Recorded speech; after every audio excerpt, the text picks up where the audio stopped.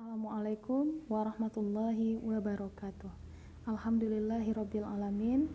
Puji syukur kita ucapkan kepada Allah Subhanahu wa taala yang mana kita telah diberikan kesehatan dan nikmat yang tak terhingga oleh Allah Subhanahu wa taala sehingga pada hari ini kita dapat melakukan kegiatan daring. Mudah-mudahan peserta didik di rumah dalam keadaan sehat walafiat. Amin amin ya robbal alamin. Peserta didik, pada kesempatan kali ini Ibu ingin memberikan layanan informasi terkait pengenalan BK yang ada di madrasah atau di sekolah kita. Sebelumnya, mari kita berdoa terlebih dahulu. Mudah-mudahan kegiatan kita nanti berlancar dengan baik. A'udzubillahi minasyaitonirrajim. Bismillahirrahmanirrahim. Raditu billahi robba wa bil islami dina wa bi Muhammadin nabiyya wa rasula. Rabbi zidni ilman warzuqni fahman. Artinya, kami ridha Allah Subhanahu wa taala sebagai Tuhanku, Islam sebagai agamaku, dan Nabi Muhammad sebagai nabi dan rasulku. Ya Allah, tambahkanlah kepadaku ilmu dan berikanlah aku pengertian yang baik. Amin amin ya robbal alamin. Shadaqallahul azim. Peserta didik, kenapa peserta didik perlu mengenal BK? Nah, mari kita mengenal apa itu bimbingan konseling. Banyak persepsi-persepsi peserta didik dalam memahami fungsi BK. Nah, peserta didik tidak hanya siswa yang bermasalah dalam belajar saja yang diatasi oleh guru BK, namun masalah karir, masalah pribadi, masalah sosial juga diatasi oleh guru BK. Dan juga peserta didik yang pintar juga diatasi oleh guru BK. Nah, pernahkah peserta didik mengalami sering dimarahi orang tua, dibully teman di sekolah, sulit berkonsentrasi dalam belajar, dan bingung menentukan cita-cita? Dan pada saat mengalami hal tersebut, apa yang bisa peserta didik lakukan? Barangkali ada yang memberontak, kemudian diam dan pasrah saja. Ada yang menghindar dan ada juga yang berkemungkinan ingin bercerita tapi tidak tahu kepada siapa bercerita. Nah, peserta didik, mari mengenal apa itu bimbingan dan apa itu konseling. Ibu akan menjelaskannya secara terpisah. Peserta didik, jika dipisah, bimbingan adalah bantuan yang diberikan kepada perorangan atau sekelompok orang dilakukan secara berkesinambungan supaya individu atau peserta didik tersebut dapat memahami diri peserta didik dan dapat bertindak secara wajar mengatasi kesulitan sesuai dengan tuntutan dan keadaan lingkungan sekolah, keluarga, masyarakat, dan kehidupan pada umumnya. Konseling adalah bantuan dengan metode wawancara dengan teknik tertentu yang diberikan kepada perorangan atau sekelompok orang yang menghadapi masalah atau konseling yang menghambat perkembangan peserta didik. Nah, peserta didik, Ibu mengajak peserta didik untuk dapat berkonsultasi ke BK. Nah, jika disatukan, apa itu bimbingan konseling? Nah, bimbingan konseling adalah bantuan atau wadah atau layanan yang diberikan guru bimbingan konseling di madrasah atau di sekolah yang berfungsi untuk memfasilitasi perkembangan siswa secara optimal agar tercapainya kemandirian peserta didik. Baik, masalah apa yang diselesaikan di BK? Ada 4 bidang. Bidang pribadi, bidang sosial, bidang belajar, bidang karir. Nah, dalam bidang pribadi ini pelayanan BK mengatur emosi, contohnya memahami diri, sifat, kepribadian atau potensi diri. Sosial adalah bidang pelayanan yang membantu peserta didik dalam memahami dan menilai serta mengembangkan kemampuan hubungan sosial yang sehat dan efektif dengan teman sebaya, baik anggota keluarga maupun di lingkungannya, dan sebagainya. Belajar, nah bidang pelayanan yang membantu peserta didik dalam mengembangkan kemampuan belajar dalam rangka mengikuti pendidikan sekolah atau madrasah dan dalam belajar secara mandiri, serta membantu peserta didik untuk menumbuhkan dan mengembangkan sikap dan kebiasaan belajar yang efektif dalam menguasai pengetahuan dan keterampilan sejalan dengan perkembangan ilmu pengetahuan. Nah, karir guru BK memberikan pelayanan bimbingan yang diberikan kepada individu untuk dapat merencanakan dan mengembangkan masa depannya berkaitan dengan dunia pendidikan maupun dunia karir. Nah, tadi adalah bidang-bidang yang dilakukan atau bidang pelayanan BK-nya. Sekarang ada fungsi dan azas BK. Fungsi BK adalah fungsi pemahaman, di mana peserta didik dapat memahami apa-apa saja informasi yang diberikan, layanan konseling yang diberikan oleh guru BK terhadap peserta didik. Nah, dalam fungsi pemahaman, pelayanan BK dapat membantu peserta didik memahami diri, tuntutan studi, baik peminatan atau lintas minat, dan lingkungan peserta didik. Yang kedua itu fungsi pemeliharaan dan pengembangan.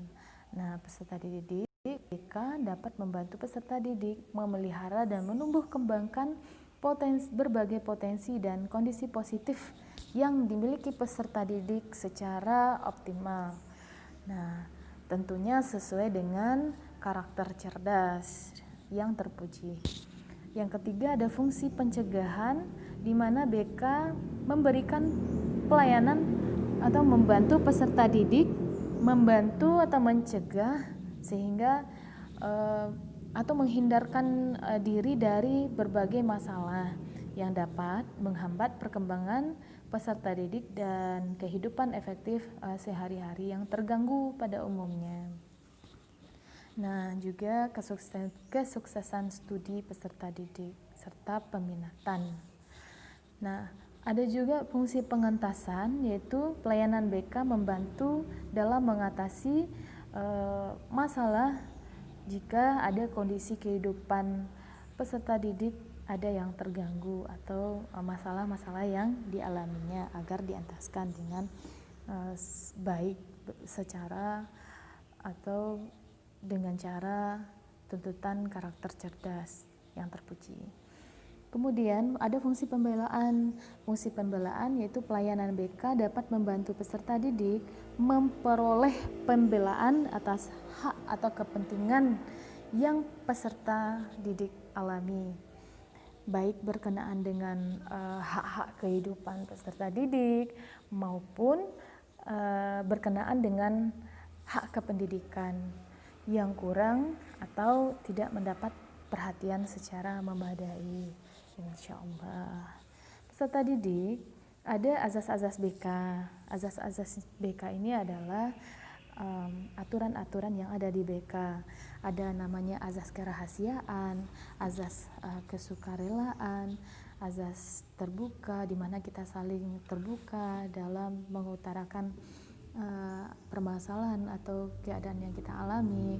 Kemudian kegiatan, kemandirian, memandirikan peserta didik, kekinian, kedinamisan, keterpaduan, kenormatifan, itu azas di mana kita di pelayanan BK ini ada norma-norma atau aturan-aturan, ada keahlian, ada ahli tangan kasus, di mana nanti apabila guru BK tidak sanggup untuk menangani masalah peserta didik, mungkin bisa saja permasalahan ini dapat permasalahan yang peserta didik alami perlu dialih tangan kasuskan, misalnya ke pihak kepolisian atau ke instansi-instansi atau ke psikiater atau ke dokter.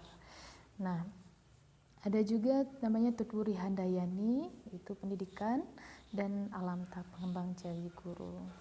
Peserta didik, ada juga jenis-jenis layanan BK yang perlu peserta didik ketahui yang ada di madrasah, yaitu layanan orientasi di mana peserta guru BK memberikan layanan informasi terkait, contohnya adalah pengenalan BK, kemudian pengenalan terhadap lingkungan sekolah sesuai dengan video yang telah Ibu kirimkan sebelumnya tentang madrasah kita atau sekolah kita. Kemudian seperti juga lingkungan satuan pendidikan atau objek-objek yang perlu dipelajari nanti, atau objek-objek yang ada di sekolah kita. Dan dapat layanan orientasi ini dapat mempelancar peran di lingkungan baru sesuai karakter. Nah, layanan yang kedua adalah layanan informasi, di mana layanan ini dapat membantu peserta didik dalam memahami berbagai informasi, baik itu tentang diri, sosial, belajar, dan karir. Kemudian ada layanan penempatan dan penyaluran, di mana layanan BK ini dapat membantu peserta didik memperoleh penempatan dan penyaluran sesuai minat, baik itu minat maupun bakat, yang tepat di dalam kelas atau pembagian kelas, bisa juga kelompok belajar peserta didik, peminatan atau lintas minat tadi yang Ibu sampaikan, atau pendalaman minat, dan kegiatan-kegiatan ekstrakurikuler lainnya.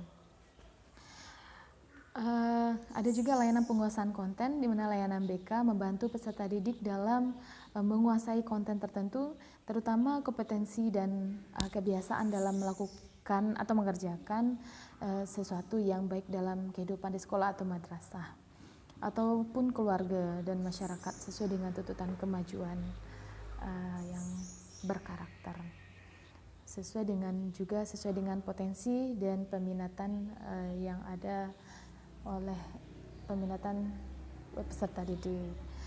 Kemudian layanan konseling perorangan, di mana layanan BK ini membantu peserta didik membantu peserta didik dalam mengentaskan masalah pribadi peserta didik, itu baik itu masalah belajar, sosial, karir, atau pribadi melalui prosedur perseorangan atau tatap muka, face to face. Layanan bimbingan kelompok, yaitu layanan BK di mana membantu peserta didik dalam mengembangkan pribadi, kemampuan hubungan sosial, kemudian dalam kegiatan belajar baik dalam karir atau dan pengambilan keputusan nantinya. Di mana layanan bimbingan kelompok ini biasanya beranggotakan 8 sampai 9 orang peserta didik dengan suasana atau melalui dinamika kelompok. Nanti dalam kegiatan bimbingan kelompok ini peserta didik akan membahas topik-topik yang marak yang terjadi di lingkungan kita. Baik, ada juga layanan konseling kelompok, di mana layanan BK ini beranggotakan nanti itu lebih kurang juga 8 atau 9 peserta didik. Di sini dapat membantu peserta didik atau layanan BK membantu peserta didik dalam membahas atau mengentaskan masalah peserta didik dalam berkelompok. Ini pasti sesuai atas karakter ya, atau juga sesuai dengan atas izin peserta didik atau anggota kelompok, agar permasalahan yang dialaminya itu dapat dientaskan di dalam kelompok itu atau pada saat kita melaksanakan kegiatan konseling kelompok tersebut melalui dinamika kelompok. Nah, kemudian namanya layanan konsultasi, di mana layanan BK ini membantu peserta didik memperoleh wawasan atau pemahaman dan cara-cara dan atau perlakuan yang perlu dilaksanakan kepada pihak ketiga sesuai dengan tuntutan karakter. Atau bisa juga peserta didik juga bisa konsultasi terkait masalah perguruan tinggi atau studi lanjutan. Kemudian ada layanan mediasi, di mana layanan BK membantu peserta didik dalam menyelesaikan masalah atau permasalahan, memperbaiki hubungan dengan pihak lain sesuai dengan tuntutan karakter cerdas juga. Kemudian ada layanan advokasi, yaitu layanan BK membantu peserta didik untuk memperoleh kembali hak-hak peserta didik yang mungkin tidak diperhatikan dan atau mendapat perlakuan yang salah sesuai dengan tuntutan karakter juga ya nak ya. Baik, peserta didik BK juga memiliki kegiatan pendukung juga, istilahnya adalah ada juga program-program. Yang pertama adalah aplikasi instrumen, konferensi kasus, kunjungan rumah, tampil kepustakaan, alih tangan kasus tadi yang sudah disebutkan. Nah, peserta didik ada poin yaitu kunjungan rumah. Program namanya kunjungan rumah, di mana kunjungan rumah ini adalah kegiatan nanti memperoleh data atau kemudahan dan komitmen bagi atau agar terentaskannya masalah peserta didik melalui pertemuan dengan orang tua atau anggota keluarga peserta didik. Nah, biasanya kunjungan rumah ini dihadiri juga oleh wali kelas biasanya. Nah, peserta didik itulah jenis layanan azas dan fungsi BK, juga kegiatan-kegiatan pendukung daripada BK. Ibu mengajak peserta didik untuk dapat curhat ke BK atau konsultasi ke BK. Nah, tetapi peserta didik pengen curhat ke BK tapi takut atau cemas atau ragu, bagaimana ini gitu ya nak ya, kenapa mesti harus takut atau cemas. Nah, barangkali ada persepsi dari peserta didik yang terkadang merasa cemas atau takut atas takut akan masalah-masalah ini atau siswa yang bermasalah saja yang kurang BK, takut terlihat oleh orang lain begitu atau bagaimana. Jadi peserta didik juga harus mengetahui bahwa BK ini bukan mata pelajaran tetapi layanan, dan BK juga bukan polisi sekolah atau madrasah. Peserta didik BK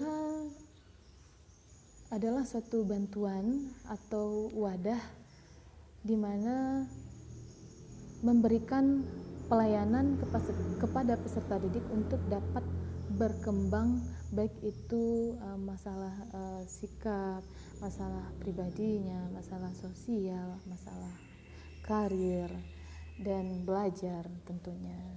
Nah, nanti kita dapat insya Allah mengentaskan permasalahan-permasalahan yang dialami oleh peserta didik. Nah, peserta didik BK tidak hanya untuk siswa yang bermasalah dan tidak melulu memberikan nasihat. Nah, ingat bahwa BK adalah sahabat siswa. BK peduli siswa yang mendengarkan semua keluhanmu, masalahmu, dan merangkul peserta didiknya agar maksimal di madrasah atau di sekolah. Apalagi pada saat pandemi ini, peserta didik boleh mengutarakan permasalahan yang dialami atau mengadukan sesuatu di kotak konseling yang sudah Ibu sediakan. Nah, sudah Ibu share kemarin ya nak. Nah, bisa dilihat di grup WA peserta didik masing-masing di deskripsinya ya nak ya, dan juga sudah Ibu bagikan di grup WA dan di e-learning. Peserta didik ada mekanisme penanganan permasalahan peserta didik di madrasah. Nih, nah ada siswa, ada guru pembina, guru mata pelajaran, guru piket, wali kelas, kemudian guru BK, kemudian wakil madrasah, tenaga ahli instansi. Kita juga bekerja sama di tenaga ahli instansi ya nak.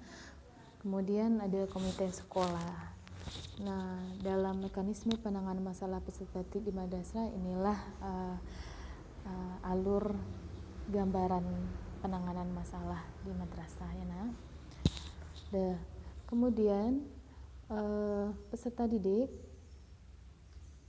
Sebelumnya agar peserta didik mengenal, ya tadi kan kita memberikan BK, memberikan layanan informasi, kemudian layanan orientasi. Nah, sekarang Ibu ingin menunjukkan atau memperlihatkan di mana ruangan bimbingan konseling.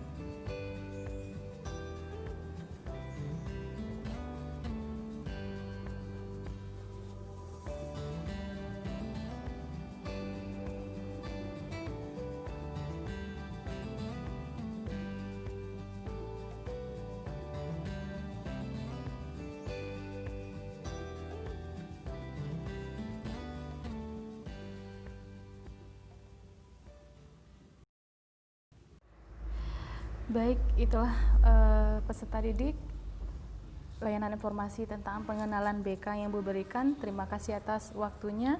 Wabillahi taufik wal hidayah. Assalamualaikum warahmatullahi wabarakatuh.